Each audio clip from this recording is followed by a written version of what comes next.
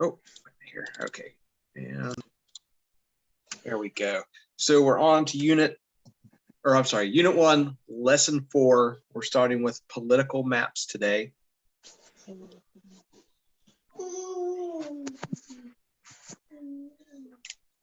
And so in this lesson, we're going to define the terms political map, borders, human-made features, and population density. We're going to analyze those features on a political map, and then we're going to continue to make connections with geography in the world.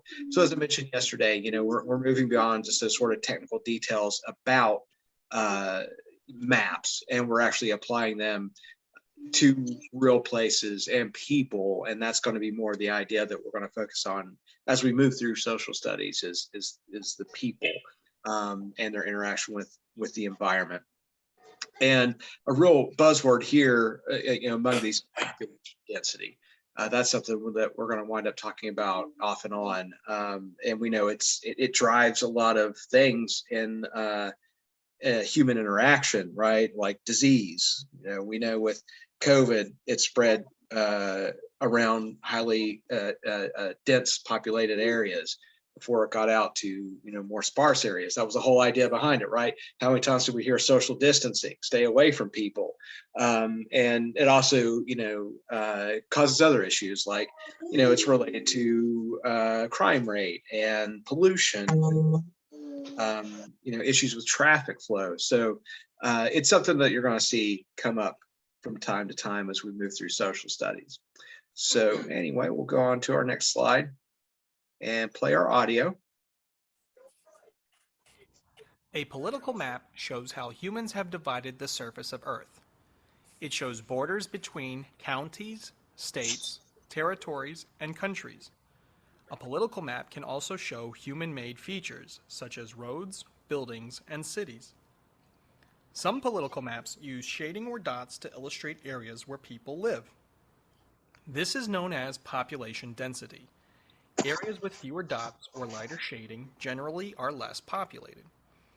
Understanding the information presented in political maps and how that information connects with present-day life or a period in history will enable you to make connections with geography and the world. As with other areas of the GED test, questions about political maps will test your ability to interpret information at various depths of knowledge levels through the use of complex reading skills and thinking. Yeah, so the difference here, right? We dealt with physical maps yesterday, which always have sort of natural features, mountains, you know, plateaus, valleys, things like that. And then we use those to show climate and or, you know, elevation. Those are things we dealt with yesterday. Political map, I don't know if that's the best intuitive word to explain these types of maps. I think a lot of people think of, you know, a political map, they think of, you know, red and blue states like during an election. But what it broadly means, it says there, it's more, when you have a political map, you're dealing with people. You're dealing with human activity and, you know, ideas. So, you know, it's the people that have drawn the borders on a map. So that's a political map. And we deal with those, you know, features.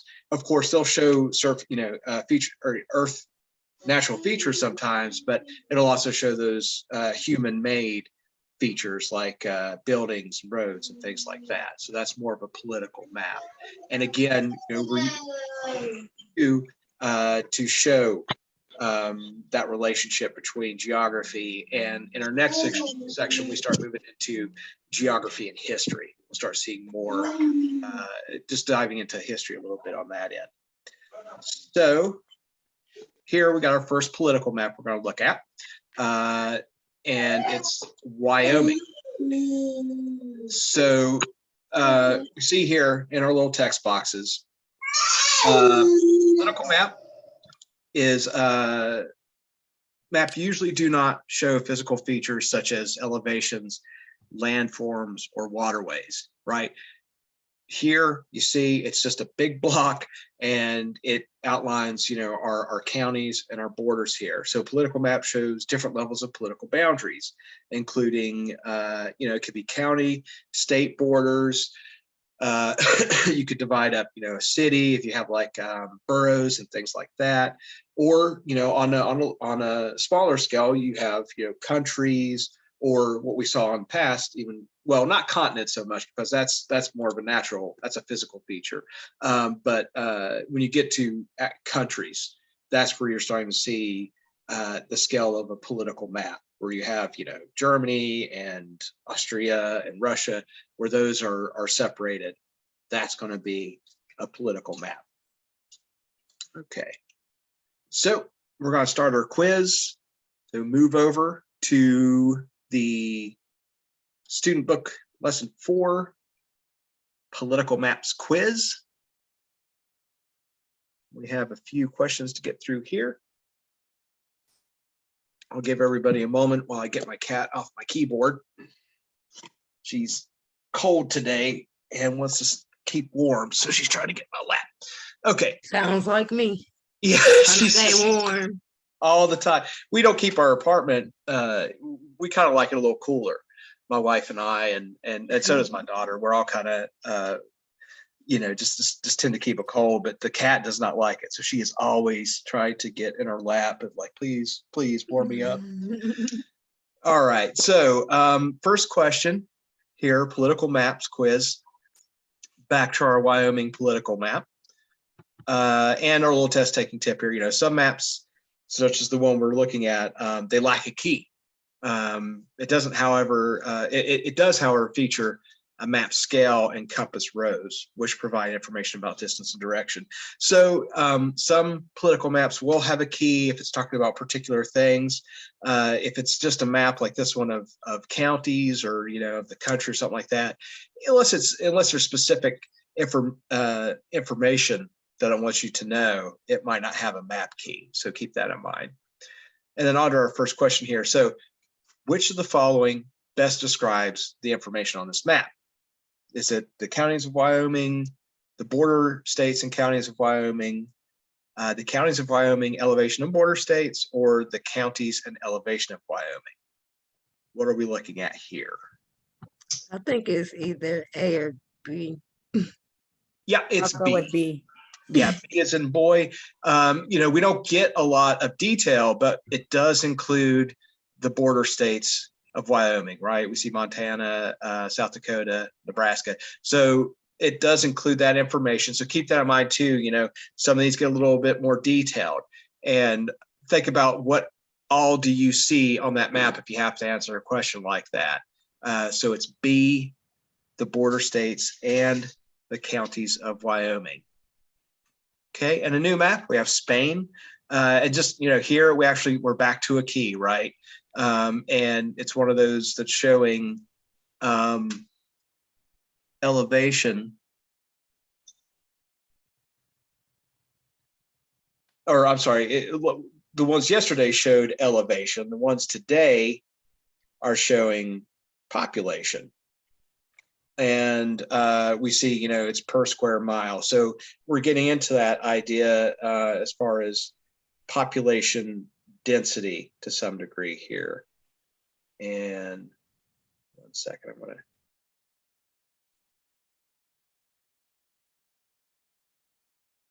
to. Okay.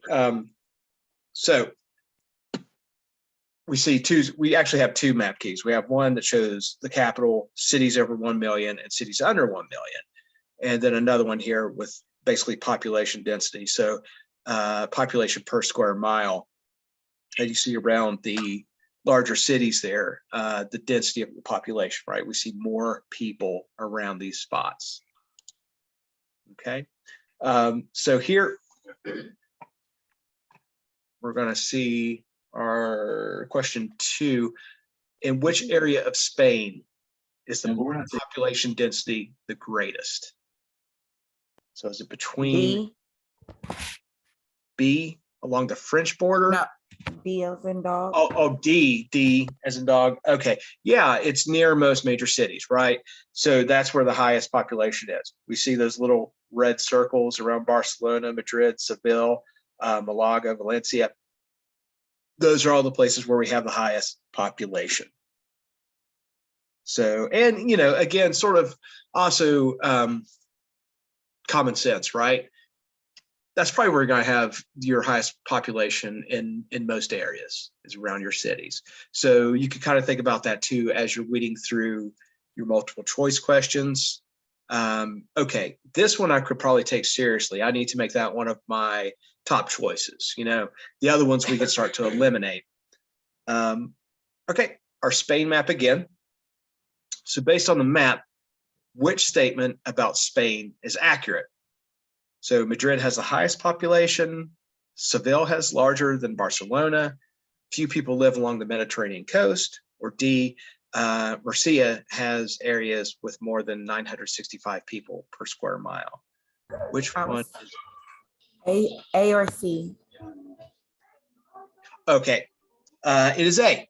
Yeah, Madrid has the highest population. It's a little difficult on small maps like this, but you see here, right? That circle, that red circle around Madrid is larger than the one around Barcelona.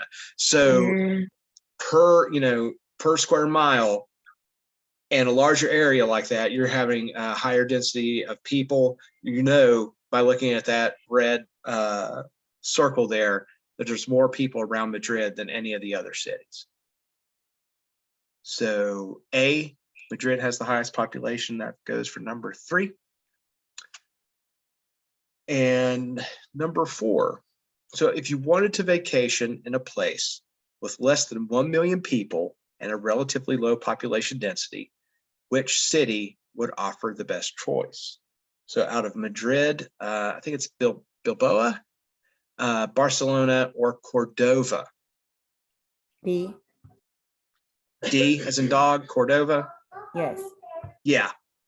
And we know this, right, because it's has the smaller circle as its symbol. So that's a city under 1 million. Right away, we know Madrid, it's the country capital. It's also has over 1 million people there. So we can eliminate that. Same up here, right, with Bilbao, lots of people. And then Cordova, where was Cordova? Yeah. Oh, Cordova is our right answer. Barcelona being the other one, and that's another really big city in Spain. So just looking at that information, we can eliminate right away Barcelona and Madrid. And then when we take a little closer look, we see that Bilbao also has a lot of people, dense area. So D, Cordova. All right. And number 5, new map, Arizona. And again, back to counties, very similar information to the one up here, right, in Spain. We're dealing with, but here we're not dealing with like population per square mile or anything. We're dealing with capitals, county seats, large cities, small cities. So let's see what we have here. What does the symbol next to Tucson probably represent? Let's see if I can zoom in a little B bit. as in boy. E as in boy, large city and county seat. Yeah, exactly. So it's the county seat of, where is Tucson? Yeah, right here. So it's the county seat of Pima County. So that little, it's kind of hard to make out on these little maps, but that's that little star, and it's inside that square of a larger city. So it means B, it's a large city, and it's the county seat. So it's telling you 2 facts there, 2 bits of information rolled in there. All right. So 6. So based on the map, which area of the state is least populated? So is it the Maricopa County? B as in boy? B, far northern Arizona? Yeah, right. So here we're dealing with counties, and right away we're like, okay, well, every county has a city, right? There's population there somewhere, so we could probably rule out that as just a simple answer. Maricopa County, definitely not, because that's where Phoenix and Glendale and Tempe are. That's probably the most populated county. Pima County, same thing. All right, it's down here. It's going to be populated. Southeastern Arizona, no. several cities here. So the only thing that makes sense is the extreme northern extent of Arizona. And we know that's going to be a lower population, least amount of population. So far northern population, B for number 6. And of course, that's like up here is, I know above Flagstaff. So that's like the closest city to Grand Canyon. So the reason it's unpopulated is because a lot of that area is the Grand Canyon. Okay, and based on the map, what can be assumed about Arizona? So most of the population is near the California border, or the state's population is evenly distributed along all the counties, or C, Coconino County has the largest population, or D, Maricopa County has the largest. As in dog. D as in dog. Yep. And I just already spoiled that one with the last question there, right? We see Glendale, Phoenix, Tempe, all of those are big cities. Nowhere else in Arizona do you see that number of large cities in that small space, right? Tucson being probably the next large city, and it's in Pima, it's in a different county. So without a doubt, we can eliminate the other ones and say that Maricopa County, D is our answer there, has the largest population. All right, we'll submit the answers here. Can I get the answer to the first question? Yeah, give me 1 second, and I'm going to run through once I just double check the answers, make sure they're all correct. And before we move on, I'll give them to you here. Okay, so starting at number 1, just to make sure everybody's following along. 1 is B, as in boy. 2 is D, as in dog. 3 is A. 4 is D, as in dog. Now, when you're in school, you feel 5 is B, as in boy. Tear it down. 6 is B, as in boy. But you're starting. And 7 is D, as in dog. So are we all good? Yes, thank you. Okay, all right. So now we're moving to the workbook. So it'll be so much. Just did that lesson 4.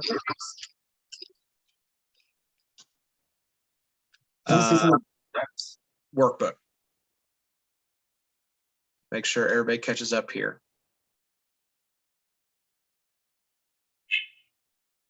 Okay. So again, it's just telling us, unlike physical maps, political maps generally do not show physical features such as landforms, waterways, or elevation. They do sometimes. It depends on the map, but it's more about having some of the same map elements as physical maps, but both types of maps often include a map's title, symbols, compass rose, scale, lines. Yeah, they all have the same sort of thing. They're going to have lines of latitude and longitude. They will have a scale to measure. And of course, those other, features, map title, of course, and other types of symbols. So it's important that we read a map closely for features that will tell you more about the information presented on the map, right? Just like our Wyoming County map, we want to be careful to make sure we understand everything that's on that. And then refining the skill of understanding the political maps and the information they provide will improve your study and test taking abilities. So this is, again, expanding those ideas. We're looking at more information, and you're going to see here with some of the details that we get into in the workbook.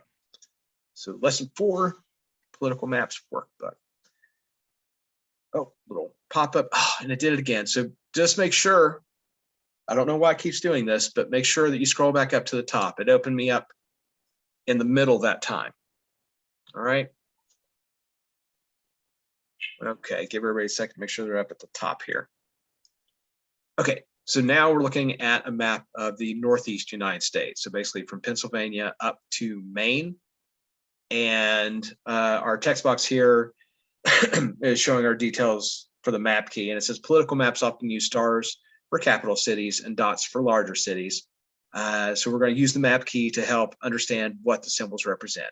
same, reiterating that idea. The map key is where you're going to find your information. And then B, maps often use shading to show unofficial borders, such as regions. So in this case, the region encompasses all of the states shaded on the map. Sometimes shaded areas will not include all of a given state or country. For example, if a map was used to illustrate how people voted in the most recent election, the shaded areas would not necessarily match state borders. So in this case, we're talking about Northeast United States. It's including surrounding areas. We see part of West Virginia, we see part of Ohio, we see part of Maryland, but the map itself is just dedicated to displaying information about Northeast United States. So that's what's going to be shaded to emphasize that location. All right. And then down here it says political maps usually include state and country borders, but may not include regional borders. So knowing a region's borders can help you make assumptions about its population, economics, and culture. It's the same thing, right? Here we know a lot about the Northeast, right?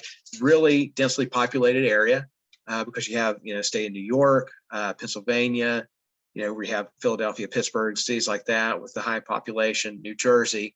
So when you hear Northeast, you can think about that. You think about the coastline. A lot of shipping comes into that area. So things like that we can discuss by knowing a region's borders. All right. And then our first question 1 for the workbook. What does the symbol designating Concord, New Hampshire represent? So right here, Concord, New Hampshire. B as in boy. B as in boy, the state capital.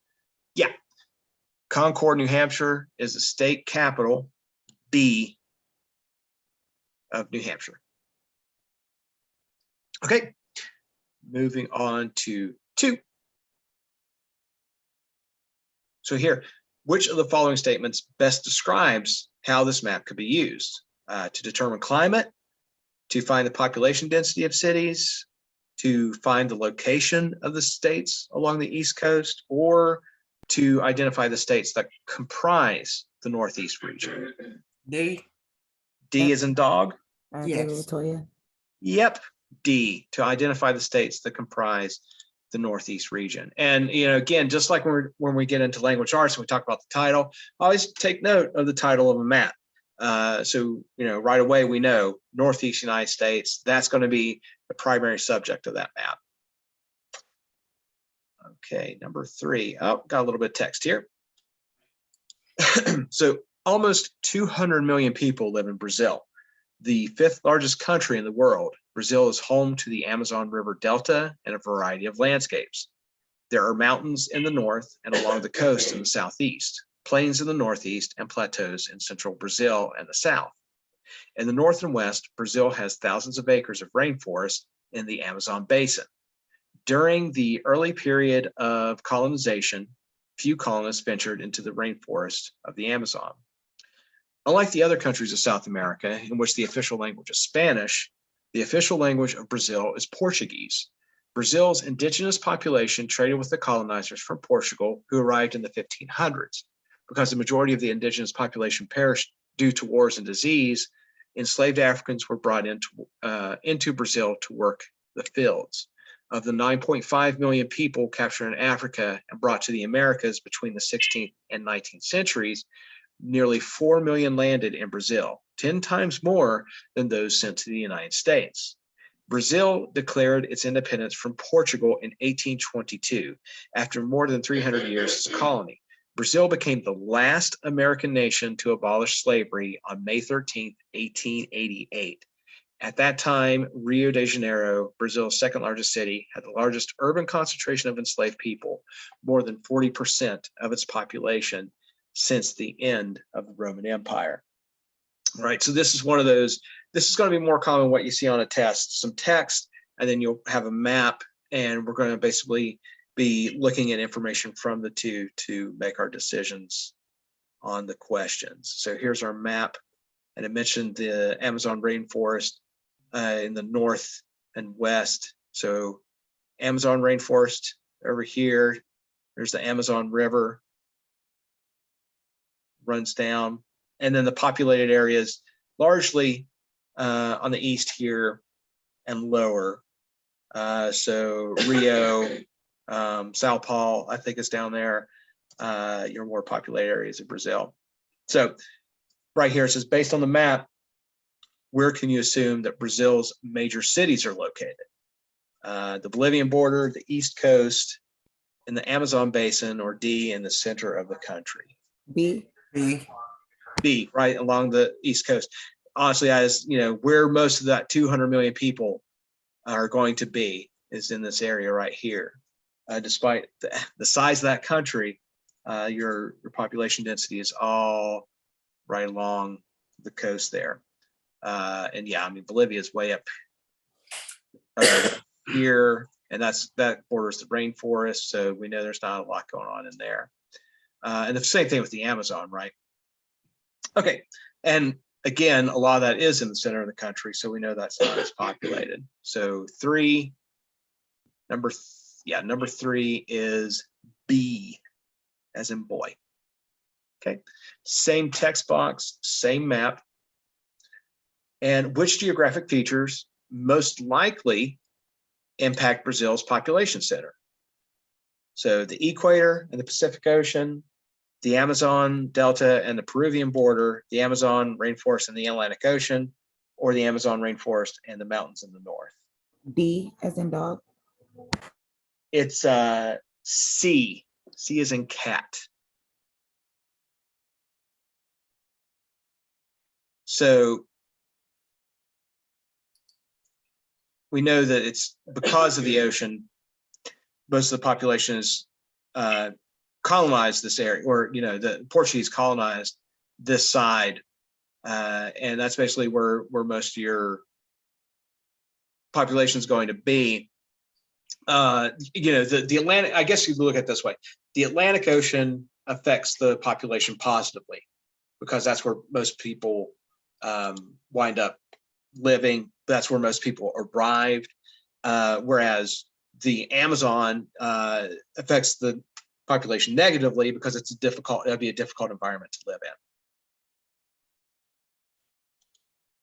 C, Amazon rainforest and the Atlantic Ocean. Number 5, same text, same map. So here, according to the passage, how is more of the passage here than the map. So how is the population of modern Brazil similar to the population during the early period of colonization?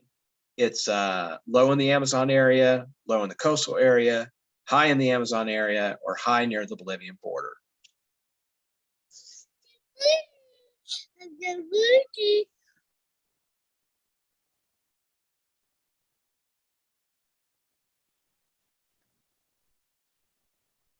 Which one?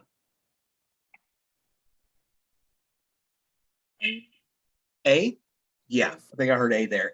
Yeah, it's low in the Amazon area. So we can eliminate the other ones. We know it's not high in the Amazon area.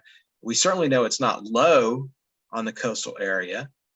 And is it high on the Bolivian border? Well, we don't even see any markers of population along that border. So we know it's going to be A. It's low in the Amazon area. Okay, number 6.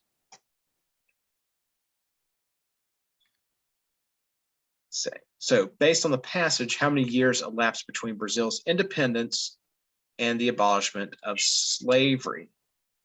So 45, 46, 56, or 66 years.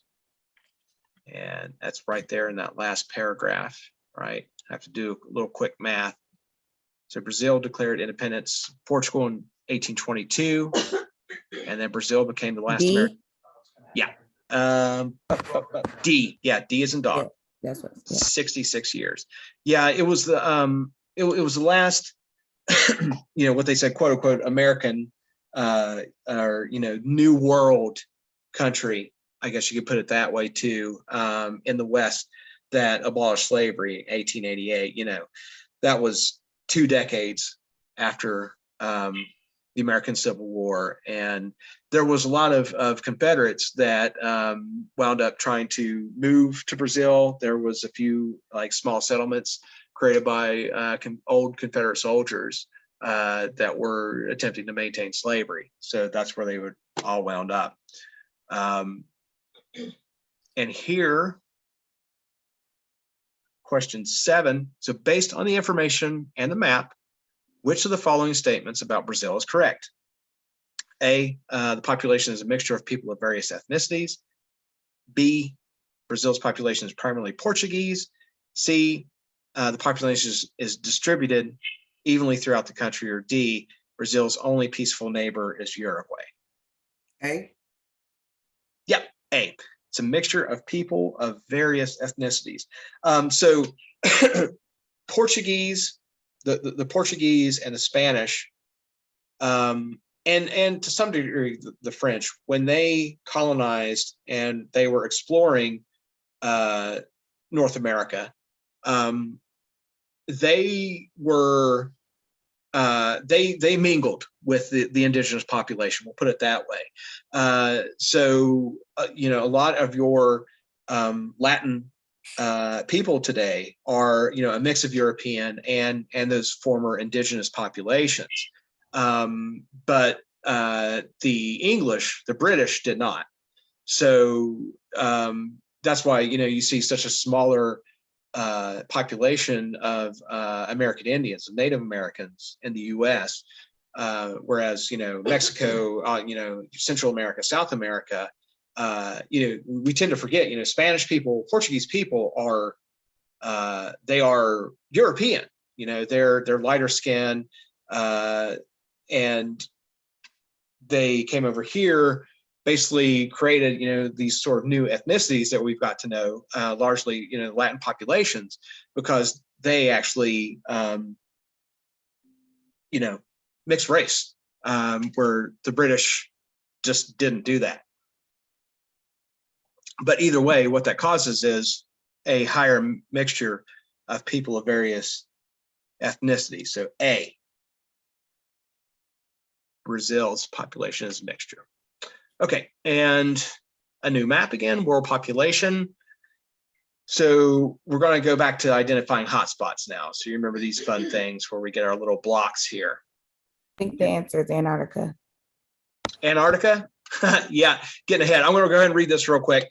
So in the 1400s, Henry the Navigator of Portugal helped start the Age of Discovery in Europe by funding numerous expeditions abroad. One of his goals was to find a sea route to Asia.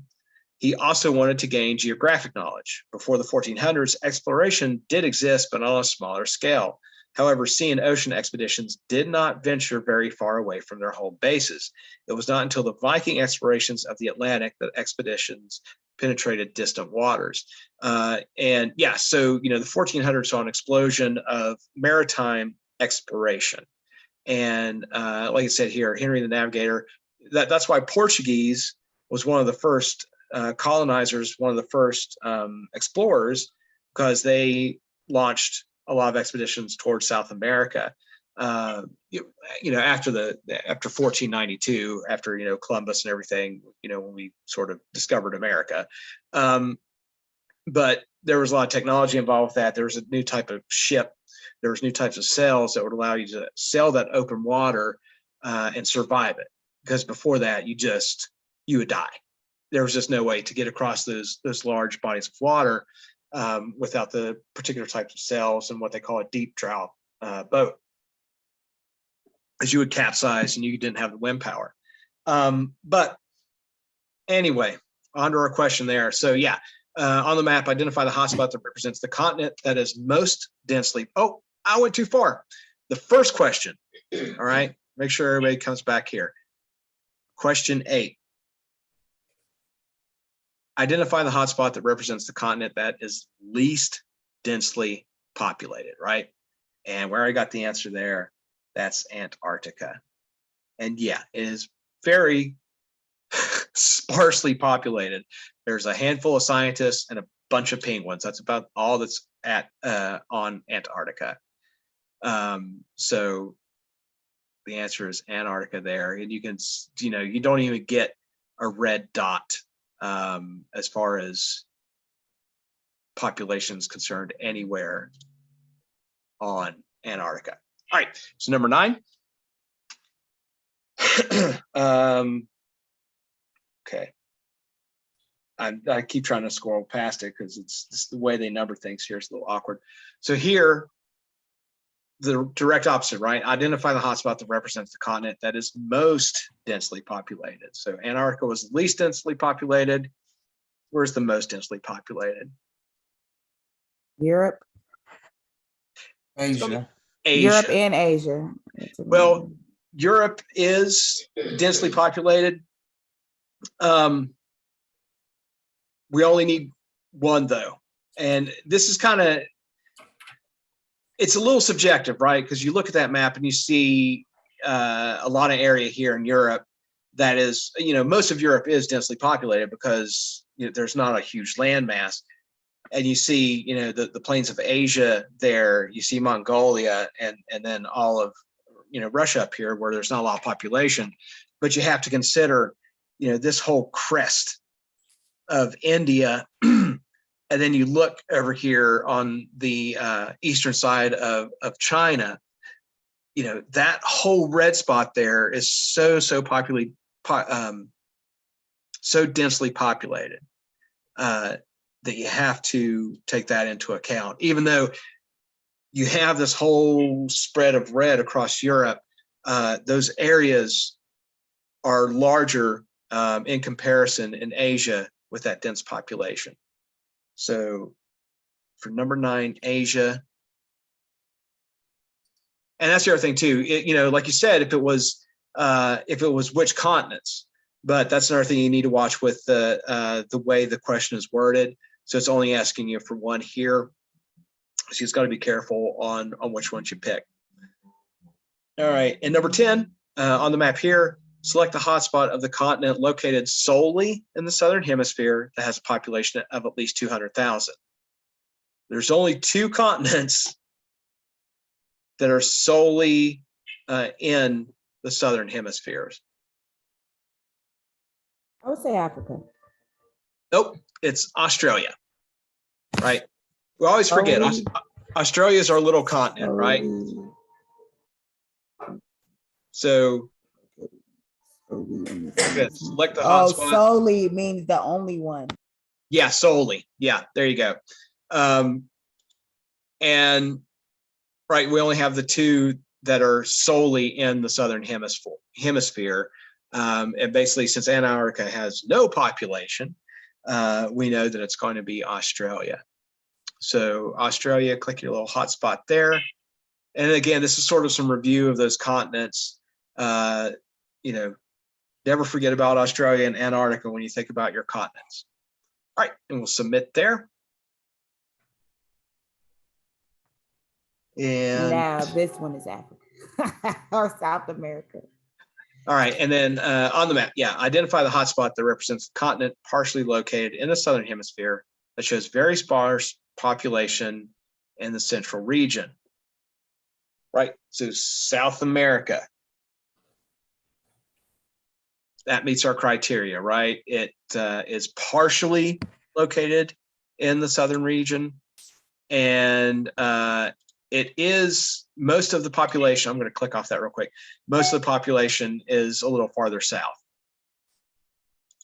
Africa would be our other choice, but if you look around the equator there, that's where most of your population in Africa is, right? It's not above it because you have desert up here.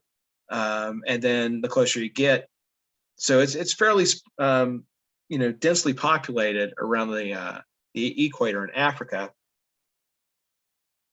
which you have a lot more vegetation there. It's a little more habitable than some of the northern extent of Africa. All right, so we'll submit South America as our answer for that. And here, so which continent located solely in the northern hemisphere has most of its population on the eastern coast? Good old North America. Good old North America. Yeah. And, if you look compared, we have 300 some million in the US. But if you look at all the area of North America that is not densely populated, we have a huge landmass, not as big as like parts of Asia and stuff like that, but just compared to the rest of the world. And again, most of our population, of course, over here on the West Coast, parts of California are pretty densely populated. And then Texas, you have a few centers, but so many people, the largest majority of people in North America, well, in the US, but particularly in North America, even. The same thing with Canada, it's even worse. There's like a fraction of the population in Canada that we have in the US, and most of their habitable area is also, on the coastline as well. And when you compare that to over here in Asia and India, where we're talking about over 1 billion people for those countries, and Europe even, where you have much smaller countries, but these highly densely populated areas, a lot of urban centers. It's quite a different, quite a vast array of different population densities and how people live. All right, so North America. Green box and a new map. So now we're looking at Ireland. That's a messy little map, I'll tell you that. So we have counties and county seats. So, we kind of forget other countries have similar sort of political systems where they'll have, even like, Mexico it's broken up into states. There are states in Mexico. Around the world, the term state usually refers to country. So it's the state of Germany, it's the state of Italy, but they also are broken up into a lot of times counties or duchies and things like that, which are smaller sort of government provinces, and have their own, smaller governments, just like we do in like Franklin County and then around Columbus. So for here, number 13, we'll have to look pretty close at some of these details. So which of the following counties in Ireland is not landlocked? So our choices are Tipperary, Roscommon, Dublin, and Monaghan. It's Dublin. Dublin, good old Dublin. All right, so C, Dublin for 13. And 14. So based on the map, which of the following statements about Ireland is accurate? All the counties in Ireland are about the same size. Several county capitals in Ireland share the same name as the county. The complete area of North Dublin belongs to the United Kingdom. Or D, the Celtic Sea is the east. I'm sorry, B as in boy. B as in boy. Yep, several of the county capitals share the same name as the county. Better click that. Yeah, so Dublin, right? We already saw that. Dublin up here. What was another one? Cork, right? And Limerick.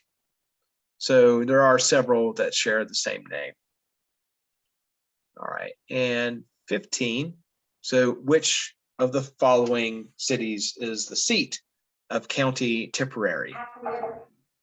D as in dog.